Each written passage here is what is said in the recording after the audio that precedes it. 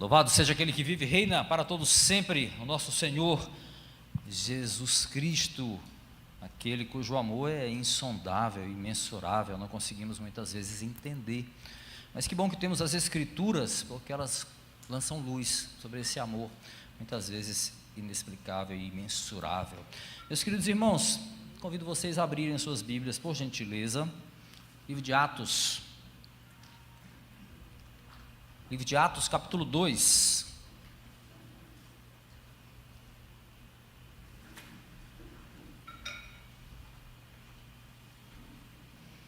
Atos capítulo 2, versículos 42 ao versículo 47, é o nosso texto de hoje.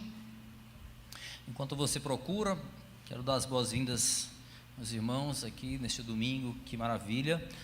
Aos visitantes, aqueles que estão pela primeira vez aqui na igreja, aqui na base, muito obrigado pela companhia, sejam bem-vindos, sintam-se bem recebidos, abraçados, carinhados, acarinhados. Os irmãos que nos acompanham de casa, pela internet também, muito obrigado pela companhia.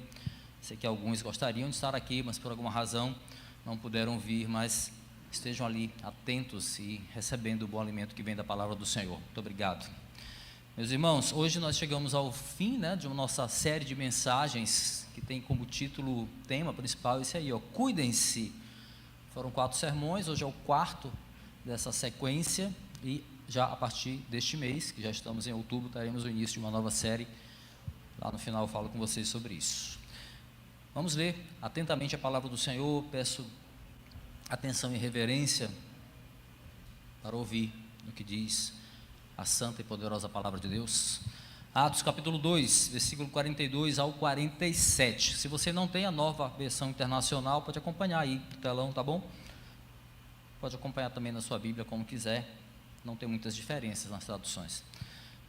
Diz assim a palavra de Deus: eles se dedicavam ao ensino dos apóstolos e à comunhão, ao partir do pão e às orações.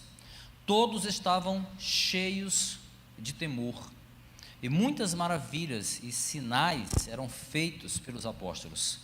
Todos os que criam mantinham-se unidos e tinham tudo em comum. Vendendo suas propriedades e bens, distribuíam cada um conforme a sua necessidade. Todos os dias continuavam a reunir-se no pátio do templo, partiam pão em suas casas e juntos participavam das refeições com alegria e sinceridade de coração, louvando a Deus e tendo a simpatia de todo o povo. E o Senhor lhes acrescentava todos os dias os que iam sendo salvos. Feche teus olhos, por gentileza, vamos orar juntos. Senhor, louvamos o teu santo e bendito nome, tu que és Deus de graça, de misericórdia, Deus de amor, Deus de poder. Obrigado, Senhor, pela leitura da tua palavra, podermos ouvir, Senhor, aquilo que tu queres falar conosco nesta noite. Te pedimos, ó Deus, em nome de Jesus, simplicidade nas palavras. Te pedimos, ó Deus, que o teu Espírito Santo nos conduza durante todo este texto, para que tenhamos entendimento, Senhor, da tua palavra, e assim os frutos necessários sejam produzidos na tua igreja. Eu te peço, Deus, em nome de Jesus, que a tua palavra venha exortar-nos, ó Deus, nos tirar, Senhor, da zona de conforto, para a glória do teu nome. Assim nós te pedimos, em nome de Jesus. Amém, amém. Meus irmãos, esse texto, ele é muito emblemático, ele é muito especial, quando se trata do contexto, da história do cristianismo. O livro de Atos, que é um livro histórico, logo não é um livro doutrinário, nós vemos aqui uma narrativa poderosa ao mesmo tempo, embora seja um livro histórico, um livro de narração, conta a história da igreja, mas ele tem palavras muito poderosas que expressam na prática o agir do Espírito Santo, sobre os primeiros cristãos. Por isso é muito forte, é muito emblemático.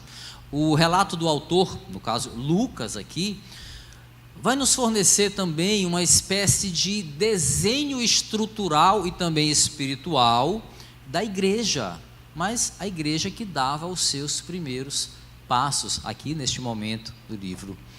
E nesse texto aqui, de Atos capítulo 2, versículo 42 ao 47, nós estamos num momento que vem logo depois de um dos mais marcantes instantes ou acontecimento do cristianismo, exatamente por se tratar daquilo que marca o nascimento da igreja, o nascimento da igreja primitiva, para ser mais exato. O derramar do Espírito Santo, né? O derramar do Espírito Santo acontece ali, pouco antes aqui desse texto, desse trecho que nós lemos, mas aqui no capítulo 2, esse derramar havia feito com que seguidores de Cristo falassem em outros idiomas, e a cidade de Jerusalém estava lotada de pessoas que vieram de outros idiomas, e ali de uma forma extraordinária, judeus e prosélitos, que eram simpatizantes do judaísmo, eles eram de diferentes nações, mas ficaram espantados em ver aqueles discípulos falando no seu idioma natal, e eles estavam vendo aquilo, eles estavam entendendo aquilo, e aquilo deixou aquele povo, aquela multidão espantada. De certo modo, havia, claro, algo miraculoso acontecendo ali, era um milagre, e foi isso que atraiu aquela multidão.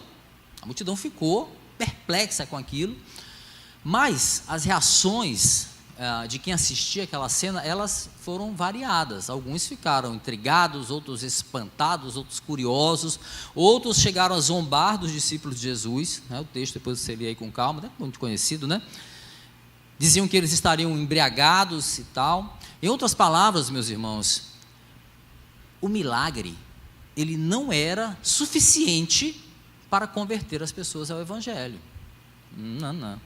Aquele fenômeno miraculoso ali, ele, embora impactante, ele não era capaz de mudar os corações. Ele não era capaz de dar entendimento àquela multidão sobre o que estava acontecendo ali. Aquela situação exigia o quê? Que houvesse uma explicação daquele milagre por meio da pregação das Escrituras.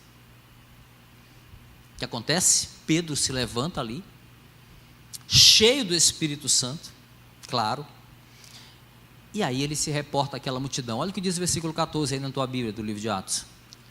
Ele se levanta corajosamente, cheio do Espírito, e diz: homens da Judéia e todos os que vivem em Jerusalém, deixem-me explicar-lhes isto. Ouçam com atenção. Corajosamente, então, cheio do Espírito Santo, Pedro vai explicar acerca do que estava acontecendo ali, que era o derramar do Espírito Santo, cumprindo-se uma profecia já predita, anunciada pelo profeta Joel, e logo em seguida ele começa a falar de Cristo, falar da obra do Senhor, da obra redentora, e ele aponta para Cristo como o único e suficiente caminho para a salvação. E aí, após aquele sermão poderoso, uma grande colheita acontece, porque os escolhidos entenderam a mensagem e se arrependeram. E aí a gente torna aqui para o nosso texto especificamente, a gente pode dizer que tudo era muito novo ali para eles, algo novo estava acontecendo. E aí, como que aquela multidão, aqueles cristãos, aqueles novos cristãos, eles iriam se portar agora, já que eles se tornaram um agrupamento de pessoas, chamados agora de corpo de Cristo, embora talvez não ficasse muito claro isso na mente deles ainda, como aquelas pessoas iam se desvencilhar de antigas crenças, ou como é difícil a gente se desvencilhar de antigas crenças. O que eles iam fazer? Como lidar com as diferenças? Eram pessoas muito diferentes, vindas de diferentes nações. Como administrar aquela situação? Meus queridos, essa era apenas algumas das muitas questões que possivelmente era o que estava enchendo a mente dos apóstolos naquela hora, que eram 11 até então. Judas já tinha ficado, né, para trás e seguido o seu destino, predito também, mas certamente aqueles questionamentos vinham na mente daqueles homens, mas também na mente de todos aqueles que estavam ali, recebendo aquela novidade, aquela palavra de vida. Meus queridos, em que pese aqui esse caráter embrionário da igreja, a gente pode dizer, naquele momento esse texto aqui, ele traz uma ideia muito clara e muito simples acerca de como funcionava o corpo de Cristo naquela época, na época dos apóstolos. Lucas, então, revela uma espécie de padrão aqui, um padrão, um modelo, e esse modelo, ele deve ser seguido por nós hoje. A narrativa aqui de Atos 2, ela vai mostrar uma igreja sem vícios, ela vai mostrar uma igreja sem modismos, ela vai mostrar uma igreja sem a mão do homem, atrapalhando o plano claramente revelado aos apóstolos por meio do agir do Espírito Santo. Nós podemos dizer, meus queridos, sem medo de errar, que a igreja que seguir aquele modelo, que vai ser exposto aqui em detalhes quando nós seguimos aqui no texto, ela será uma igreja frutífera e ela com certeza terá uma obra aceitável aos olhos do Senhor, com certeza, sem medo de errar a gente pode afirmar isso. E o texto de hoje, meus queridos, olha, não foi fácil, né, seguir um direcionamento para o texto, porque o tema de hoje é talvez o mais complexo para a gente encaixar num contexto, mas a gente vai seguir, a gente vai conseguir. Mas ele é muito apropriado para a gente encerrar a nossa série de mensagens, que é intitulada Cuidem-se, né? Porque, entre outras razões, esse texto ele faz uma espécie de... ele transita, na verdade, por todos os subtemas que nós vimos desde o primeiro domingo lá. Quais são os subtemas? Visitantes, obviamente, vão saber agora, quem está acompanhando vai saber. Nós já falamos sobre cuidando uns dos outros, cuidando da doutrina, cuidando das emoções e agora, por fim, cuidando dos de fora. Todas as mensagens, se você perdeu e quiser rever, está lá no canal da base, tá bom? Na internet. Então, olhando para o texto agora, meus queridos, especificamente o nosso texto, nós veremos aqui que existe um entrelaçamento de atitudes que compõe esse padrão que nós já falamos, padrão que marca os primórdios da igreja. Dessa forma, meus irmãos, nós não temos como, escuta, considerar possível cuidar dos de fora, sem a consciência de que esse dever, ele começa de dentro para fora. E aí daí o nosso tema hoje, cuidando dos de fora, de dentro para fora. Vamos mergulhar juntos agora nesse texto maravilhoso do livro de Atos. Como nós falamos aqui, esse trecho de Atos, de certa forma, ele permite esse passeio, né, pelos princípios que foram abordados durante essa série, que nós vamos encerrar hoje. Mas ao final a gente vai ver que o texto vai apontar para o cuidado que a igreja deve ter com os de fora, as pessoas que não estão na igreja. Mas ao mesmo tempo, o modelo apresentado por Lucas aqui revela que essa missão começa dentro de casa. E aí um dos pilares dessa obra que começa dentro de casa é cuidar da doutrina. Olha o que dizem os versículos 42 e 43, acompanha aí na tua Bíblia no telão. Diz assim: eles se dedicavam ao ensino dos apóstolos e à comunhão, ao partir do pão e às orações. Todos estavam cheios de temor e muitas maravilhas e sinais eram feitos pelos apóstolos. Vamos entender o que acontecia aqui? O cuidado aqui com o ensino, meus queridos, ou com a doutrina dos apóstolos, como algumas versões falam, tem relação com perseverança, tem relação com constância. Outras versões, inclusive, usam o verbo perseverar, em vez de dedicar, como aqui. Mas a NVI, ela prefere dizer que eles se dedicavam, né? Talvez porque esse verbo dedicar une perseverar e ser constante no mesmo verbo, né? Quando a gente fala de dedicação, é algo que requer zelo, né? Que requer compromisso e também requer continuidade. E perseverança e constância, meus irmãos, infelizmente são as atitudes aí que nós costumamos negligenciar na nossa caminhada, por várias razões: desânimo, pressa, desesperança, enfim, achar que as coisas não vão acontecer, e nós falhamos em perseverar, falhamos na nossa constância, e às vezes nos perguntamos: por que eu não estou mais maduro na fé? Por que eu não estou em determinado lugar que eu gostaria de estar diante do Senhor e diante da igreja do Senhor? Essa dedicação à doutrina, aqui, para a gente ser bem claro, significava uma atenção especial dos apóstolos em repassar todo o ensino que eles haviam recebido de Cristo. Estamos falando da sã doutrina do Evangelho, sem ruídos, sem qualquer acréscimo doutrinário, sem qualquer dessas maluquices que a gente vê por aí. Era o Evangelho só e suficiente. E eles tinham zelo por isso. E eles eram dedicados a isso, a ensinar o que eles tinham aprendido de Cristo. Que maravilha. Só isso.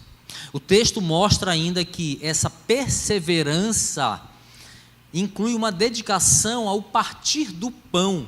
E aqui uma referência muito provável à Santa Ceia do Senhor, embora a gente possa considerar também o partir da comunhão. A gente vai falar disso melhor mais adiante. Mas havia uma preocupação com o sacramento, com a ceia do Senhor e as orações, como nós lemos aqui no versículo 42. Meus queridos, a oração ela é uma arma espiritual poderosa. Crente que não entende isso ainda não entendeu o Evangelho, tá? É uma oração. A oração é uma arma espiritual poderosa de defesa e de ataque. É um instrumento usado por Deus em seu agir. Claro que Deus não precisa da minha oração para agir, isso é básico, né, gente? Claro que Deus não precisa das nossas orações para que mova o seu agir, não é exatamente isso. A gente tem que entender que Deus decide incluir as nossas orações nos seus decretos. As nossas orações fazem parte do plano de Deus, sobretudo na nossa vida, sobretudo na vida de quem ora. Quando nós oramos, nós estreitamos o nosso relacionamento com o Senhor. Quando nós oramos, nós servimos a igreja. Quando nós oramos, nós reconhecemos a nossa dependência do Senhor. Então a obra acontece muito mais em nós, talvez, do que um alvo das nossas orações. Isso faz parte do plano do Senhor. Por isso é uma arma tão poderosa. Dessa maneira é muito importante que a gente entenda que, além de um alimento espiritual para o crente, a oração é parte fundamental do ensino e do exemplo que o próprio Jesus deixou para a igreja. E os apóstolos, quantas vezes não viram o exemplo de Jesus acerca da oração? Cristo deixou, obviamente, esse exemplo. E é base do fundamento da doutrina dos apóstolos. Olha, para você refletir, quando a igreja ora coletivamente, era o caso aqui desse texto, ela está cuidando não apenas da sã doutrina, mas está fazendo a lição de casa antes de partir para a missão que ela tem lá fora. Não dá para a gente ir sem essa base. Ao versículo 43, acompanha aí na tua Bíblia, ele vai ressaltar um outro aspecto muito importante e que reflete esse zelo pela doutrina que havia naquele tempo. Diz o texto que todos estavam cheios de temor. Em síntese, meus irmãos, temer a Deus, em síntese, tá? Uma forma bem simples e superficial talvez, mas o entendimento é bem claro. Temer a Deus é levar o Senhor a sério. É levar o Senhor a sério. Bem diferente do que muitas vezes agimos, né? Estudando um outro texto, numa outra ocasião, para um outro sermão, mas que tratava de temor, eu escrevi uma frase para a igreja refletir, e eu achei oportuno repetir essa frase aqui. Olha só o que diz, assim, ó: se não nos preocupamos com o julgamento de Deus sobre nossos pecados, a ponto de não mudarmos, nós temos um problema grave de identidade aí, enquanto discípulos de Cristo, com enorme possibilidade de não sermos um deles. Estamos falando de levar a sério o Senhor, né? O modelo, o padrão daqueles primeiros cristãos era de zelo pela doutrina, e isso incluía levar Deus a sério, bem como se manter firme nos ensinos de Jesus, no exemplo que Jesus havia deixado para aqueles irmãos. Em outras palavras, meus queridos, um cristão verdadeiro, ele segue os ensinamentos de Jesus. João capítulo 14, versículo 21 é muito claro sobre isso. Aqueles que têm os meus mandamentos e obedecem, esse é o que me ama, e aquele que me amar será amado do meu Pai, eu também o amarei e me revelarei a ele. temor. E aí cabe uma aplicação / advertência para a gente aqui, tá, meus queridos? O temor do Senhor, ela é parte essencial desse padrão deixado por Cristo à igreja. O problema é que muitos de nós parece que temem mais aos homens do que a Deus. Nós nos preocupamos muito mais com aquilo que as pessoas vão dizer se souberem do meu pecado, do que com o pensamento do Senhor ao meu respeito. Nos envergonhamos, das nossas fraquezas perante os homens, por isso que escondemos tão bem as nossas falhas, em vez de confessá-las, para que ninguém saiba, porque se só Deus souber, está tudo bem. Meus irmãos, não é isso não. Não nos enganemos. Não nos enganemos. Te prepara aí para uma verdade, tá? Ela dói, mas precisa ser dita, porque o texto está gritando. Todo mundo saber do nosso pecado, todas as pessoas, todo mundo saber do nosso pecado, não se compara com as consequências de apenas o Senhor saber. Logo, o mais inteligente é abandonar o pecado. Não nos enganemos, porque isso é urgente. Enquanto a gente se preocupa com o que as pessoas vão dizer, as consequências no reino espiritual já estão acontecendo, porque Deus já sabe. Eu disse que não era bom, mas precisava ser dito. Segue o texto, A continuidade do versículo 43 aqui vai mostrar que há um fruto, há uma consequência para esse cuidado com a doutrina. Doutrina que está incluindo o quê? Partir o pão, as orações e o temor do Senhor. E qual é a consequência? A realização de sinais e maravilhas. O que o texto diz aí. Meus queridos, milagres acompanham a igreja onde ela estiver, conforme os propósitos de Deus para cada um deles.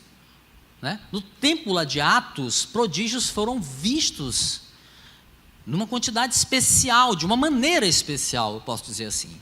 Mas, reforçando o que foi dito lá no início, mas o que dava sustentação aos milagres, o que dava conversão para aqueles irmãos, era e sempre será o ensino da palavra. E aí a gente segue no texto e vemos um outro ponto aqui que remete a esse dever de cuidar que recai sobre a igreja. O texto vai mostrar que a igreja precisa cuidar uns dos outros. Versículos 44 e 45 diz assim: todos os que criam mantinham-se unidos e tinham tudo em comum. Vendendo as suas propriedades e bens, distribuíam a cada um conforme a sua necessidade. E aí eu vou recorrer a um outro texto do livro de Atos para reforçar essa imagem de modelo que Lucas está desenhando aqui para a gente acerca da igreja primitiva, e que vai trazer uma luz muito interessante, de uma forma talvez mais contundente, desse termo, tinham tudo em comum, que a gente vê aí no versículo 44 de Atos 2. Atos 2, 44 do capítulo 2. Abre aí rapidinho, avança aí na tua Bíblia, Atos capítulo 4, vamos lá. Mas não desmarca não o 2, tá? Só para que você marque o texto. Esse texto aqui para reforçar e jogar uma luz mais contundente sobre o termo tinham tudo em comum. Olha como Lucas faz, olha como ele escreve. Atos capítulo 4, versículo 32, diz assim. Como ainda estou ouvindo umas páginas passando, vou esperar mais um minuto. Pronto. Atos capítulo 32, capítulo 4, versículo 32. Os números sempre me confundem, por isso que eu prefiro as palavras, mas vamos lá.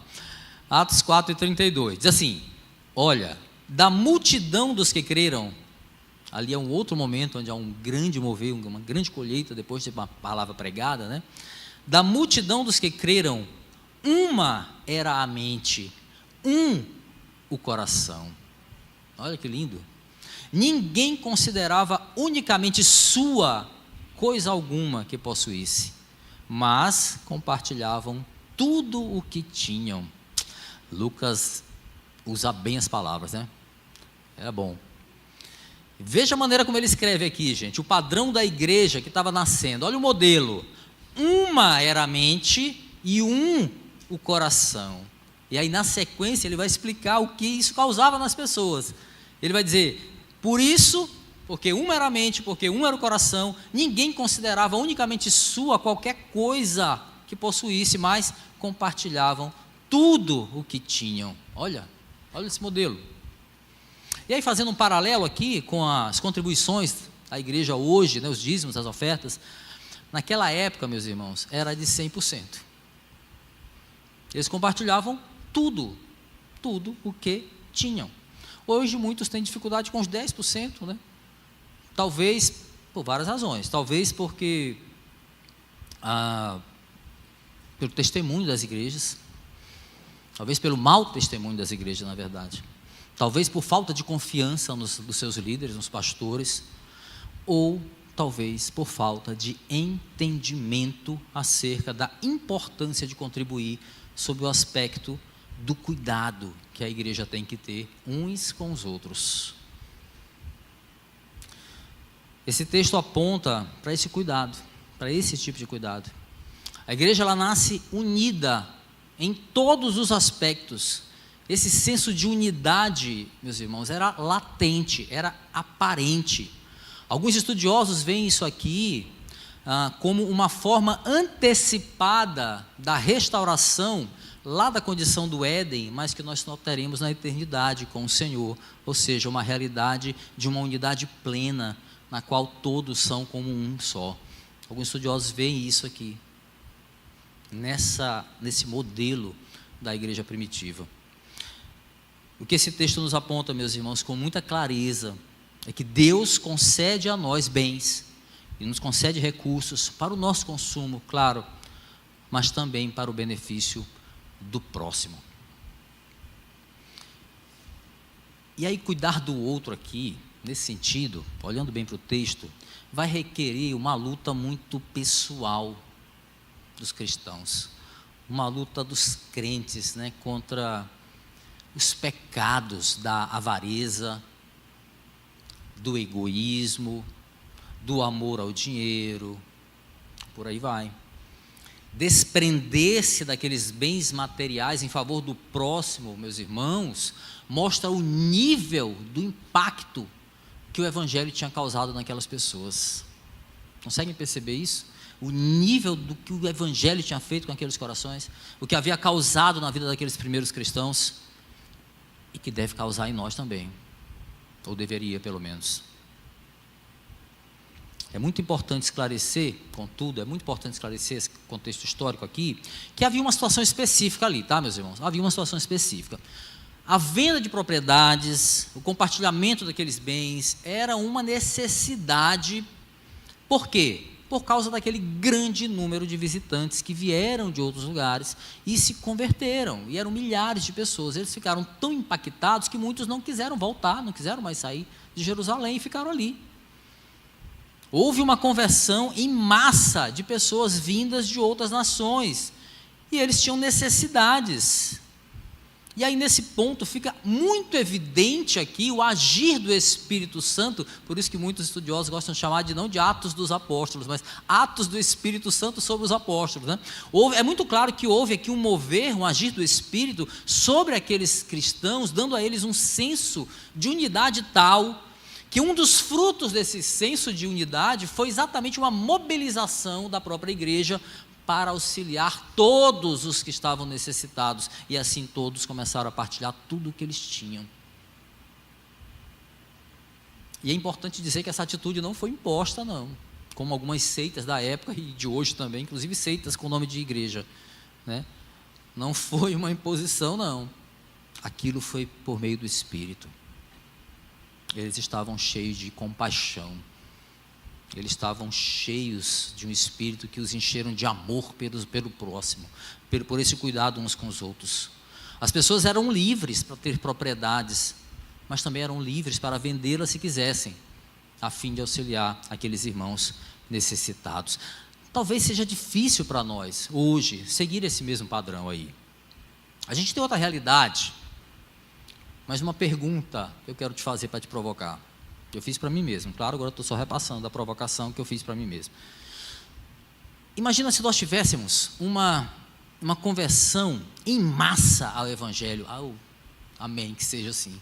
Uma conversão em massa de pessoas ao Evangelho. Milhares de pessoas ficassem tão impactadas com aquela verdade que estavam ouvindo, que se converteram naquele momento. Só que aí toda aquela multidão decidiu se tornar membro da base. Nós seríamos capazes de compartilhar tudo o que nós temos para atender a necessidade dessas pessoas? A igreja primitiva nos aponta um modelo. É disso que a gente está falando aqui.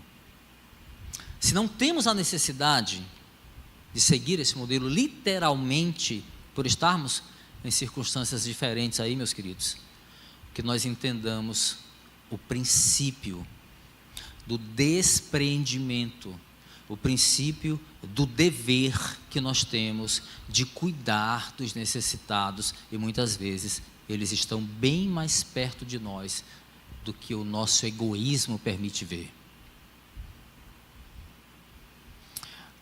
Após o modelo de zelo aqui, pela doutrina, pelo cuidado uns dos outros, o texto vai então reforçar agora algo que já está implícito desde os versículos anteriores.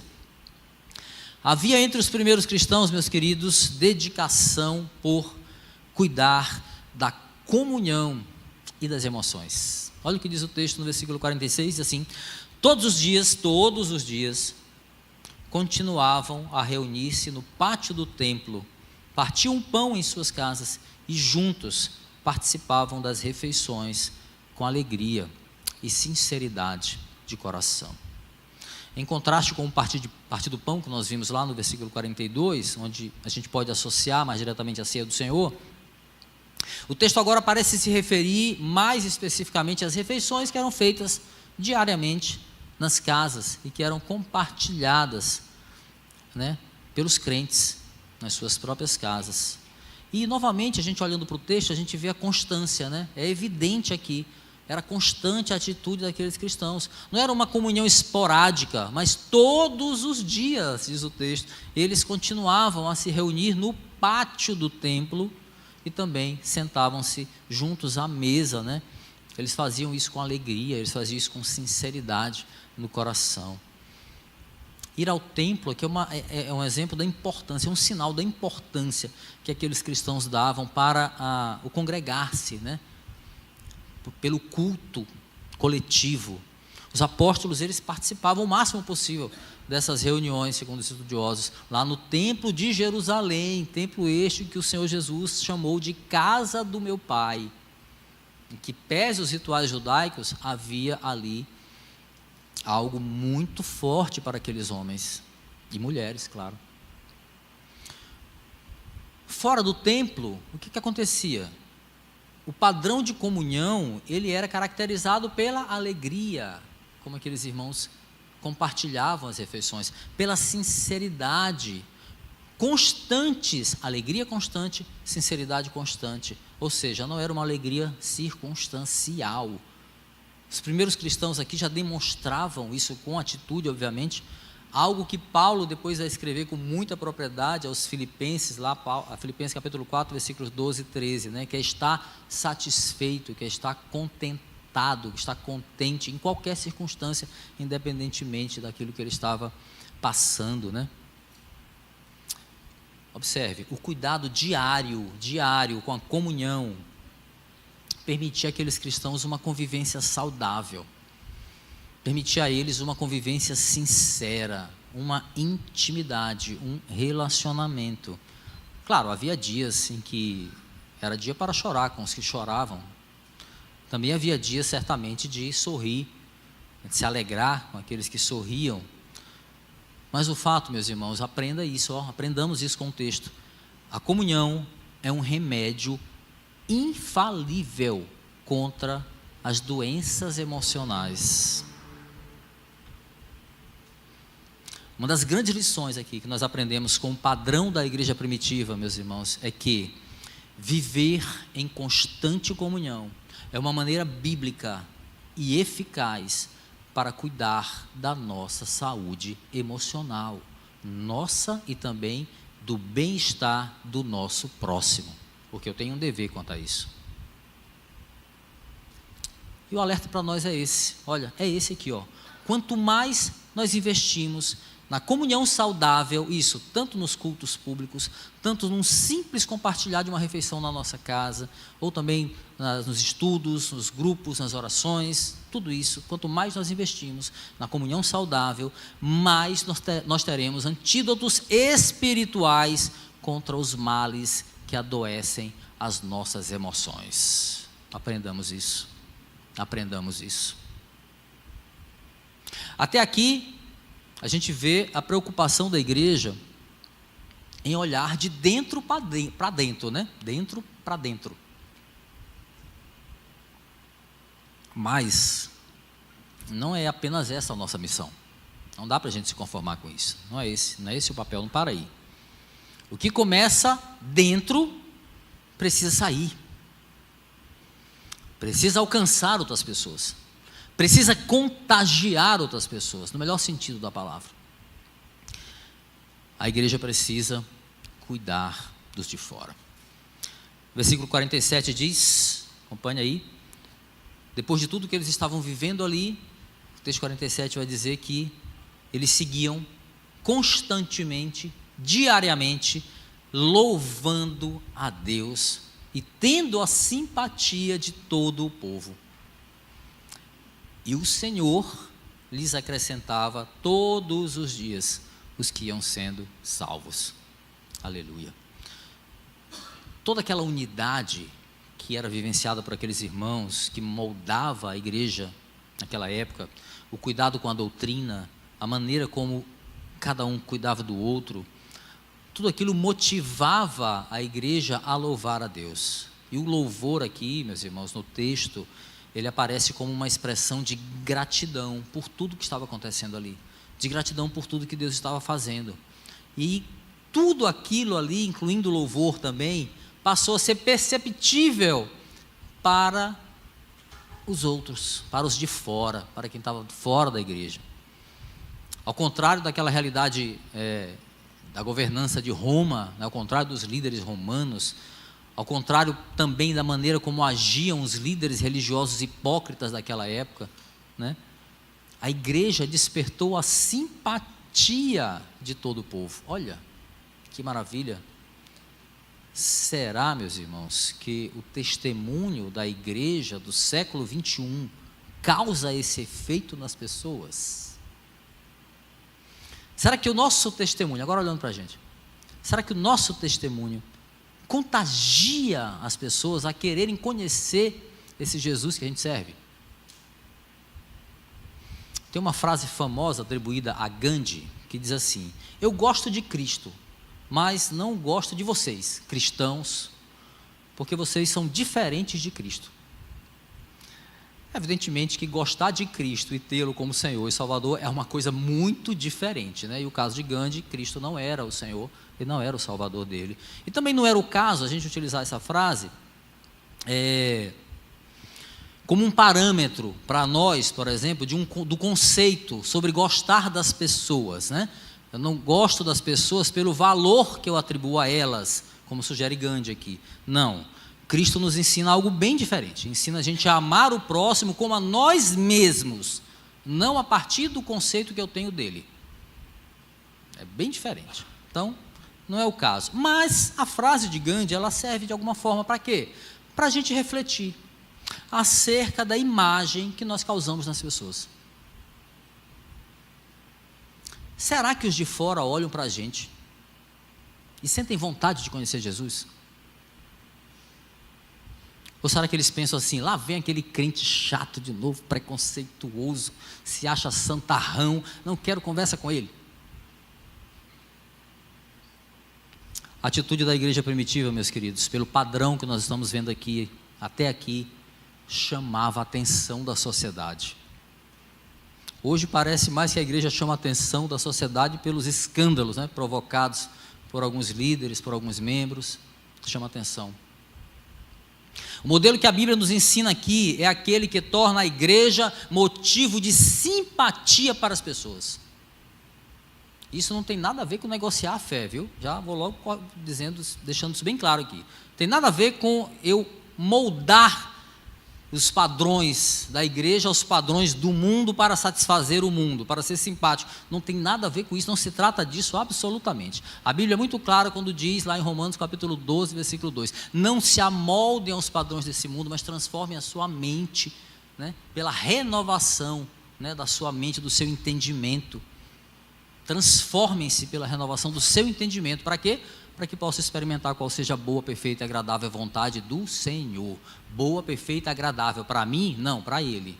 Tá? Entenda, muita gente acha que é isso, né? Eu vou experimentar uma boa, perfeita e agradável para mim, vontade do Senhor. Não, boa, perfeita e agradável para Ele. Tá? Só para você já corrigindo, talvez se alguém tiver um entendimento equivocado desse texto.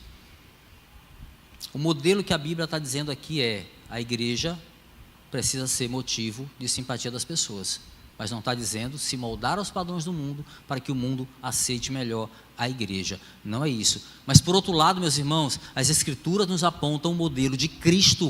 O modelo de Cristo, ele pregou a verdade com amor, e ele não fez acepção de pessoas para salvar. Graças a Deus, senão eu não estava aqui. Talvez vocês também não. Meus irmãos, é nosso dever evangelizar. É nosso dever assumir um compromisso com os de fora. E o melhor cuidado que nós podemos ter com eles, entenda, o melhor cuidado que eu posso ter com os de fora é não estabelecer uma barreira que os distancie do evangelho. Que muitas vezes é o que acontece conosco. Cuidar dos de fora, sobretudo, meus irmãos, passa pelo dever de evangelizar. E esse dever não é opcional, é uma ordenança. O verbo evangelizar aqui, do grego, usado por Lucas, está associado a comunicar por palavras e ações o amor de Jesus Cristo e a sua obra redentora. Meus irmãos, o mundo precisa ouvir que Cristo foi crucificado, que Cristo ressuscitou no poder do Espírito Santo, para que as pessoas pudessem crer, para que as pessoas pudessem se arrepender e que as pessoas pudessem recebê-lo como Senhor e Salvador. Aleluia. O mundo precisa saber. Foi esse o discurso que Pedro fez lá no dia de Pentecostes. E o que aconteceu? 3.000 pessoas naquele dia se arrependeram. Esse é o discurso que deve sair de nós, meus irmãos, em palavras e atitudes. O que deve atrair as pessoas para a igreja não são firulas, não são campanhas de bênção, é o evangelho, porque é isso que salva. Campanha não salva ninguém, pastor não salva ninguém, show em vez de culto não salva ninguém. Você pode sair aqui e dizer: o culto foi ótimo, o pastor estava cheio de unção, falou um monte de palavra que eu não entendi nada, mas eu disse amém, e foi uma bênção. Não é nada disso que salva. O que salva é o entendimento do evangelho, que nos leva ao arrependimento e reconhecer o que Cristo fez por mim e por você na cruz do Calvário. É isso que salva. E aqueles homens não negociavam isso. Olha o discurso de Pedro e vê o que ele pregou. E 3.000 pessoas se converteram de verdade. Hoje você vê discursos e show, mais parece show do que um culto, e milhares de pessoas vêm para Cristo. Será que elas entenderam o evangelho? Aquelas pessoas entenderam. Basta ver o que ele pregou. Ele não negociou, ele não ofereceu bênçãos. Na verdade, ele ofereceu a maior delas, né? Bênçãos materiais, corrigindo agora. É isso que nós temos que fazer, meus irmãos. Chega de besteira, chega de baboseira, chega de perder tempo com falsos evangelhos. Não podemos fazer isso. Não podemos fazer isso, não vamos fazer isso. Não vamos fazer isso. O resultado foi, olhando para o texto, que o que acontece? Que o Senhor continuará acrescentando todos os dias os que serão salvos, cumprindo-se o que nós lemos aqui no desfecho do versículo 47, é palavra do Senhor, aleluia. Agora a gente caminha para concluir, meus irmãos. Atos nos mostra um padrão. Atos nos mostra um padrão.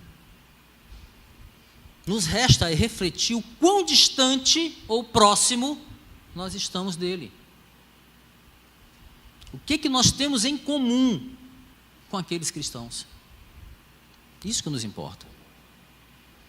Contextos sociais, evidentemente que vão mudar. Os tempos mudam, pessoas mudam, hábitos mudam, mas os princípios contidos na palavra de Deus são imutáveis, são inabaláveis. Deus não muda, a sua palavra também não muda, são eternos. E a palavra nos mostra hoje, meus queridos, claramente, que o Senhor espera da sua igreja zelo pela doutrina, zelo pelo ensino que eles receberam de Cristo. Para quê? Para que não seja enganada por falsos ensinos, para que não seja enganada pelo mundo, para que não seja enganada por nós mesmos, pelo nosso coração, que é muitas vezes enganoso, e não aceita a palavra da verdade, porque ficamos com a nossa verdade. É melhor. Quer saber se eu gosto de me converter de verdade? Vai dar muito trabalho, eu vou ficar assim mesmo. Eu vou ter a minha própria interpretação das Escrituras. A interpretação das Escrituras está na própria Escritura. Não está em conceitos ou preconceitos pecaminosos e muitas vezes interesseiros de nós seres humanos. Pelo que ensinam os apóstolos aqui, pelo que ensinou aos apóstolos, olhando para o texto, Cristo espera que a sua igreja cuide de si mesma, ao passo que cada um de nós compreende o compromisso que tem de cuidar uns dos outros. A gente está falando isso há tanto tempo, e Deus tem reforçado isso para nós. Cristo espera que a igreja cuide uns dos outros. E por fim, o Senhor espera de sua igreja que haja compromisso com os de fora, sobretudo no que diz respeito à proclamação do Evangelho a toda criatura, pela pregação da palavra, obviamente, mas também pelo testemunho, para que Deus seja glorificado,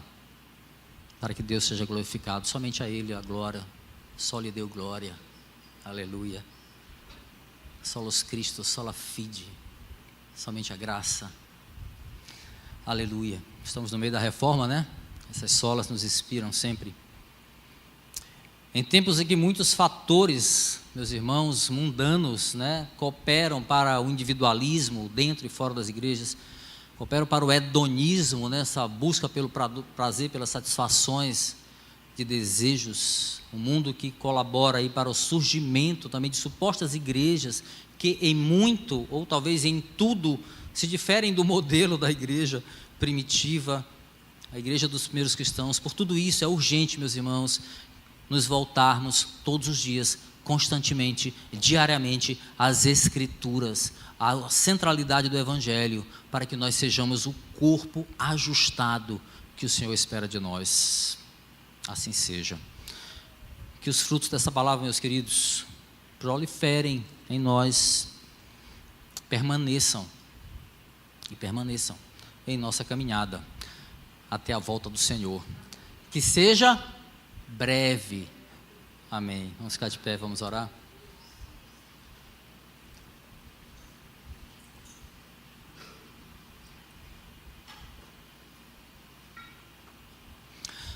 Senhor, muito obrigado pelo ensino, obrigado pela tua graça, pela tua misericórdia. Te pedimos perdão porque muitas vezes nos deparamos com a nossa negligência em cima desses princípios que acabamos de ouvir por meio da tua palavra.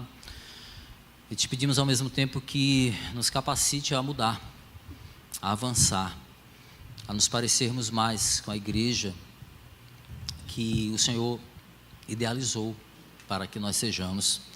Uma igreja que cuida da doutrina, uma igreja que cuida uns dos outros, uma igreja que cuida das emoções uns dos outros, uma igreja que cuida dos de fora, ciente do seu dever de proclamar o Evangelho a toda criatura. Nos ajuda, Senhor. Muito obrigado por tudo que aprendemos durante esses 4 domingos, dessa série de mensagens, e que essa palavra esteja conosco de uma forma imperativa, como é o tema da mensagem: cuidem-se. Que de fato a gente atente para tudo que nós ouvimos aqui por meio da Tua palavra, e que esse ensino fique em nós e produza frutos para a glória do Teu nome. Muito obrigado, Senhor, por tudo que ouvimos. Assim te agradecemos, te louvamos, em nome de Jesus.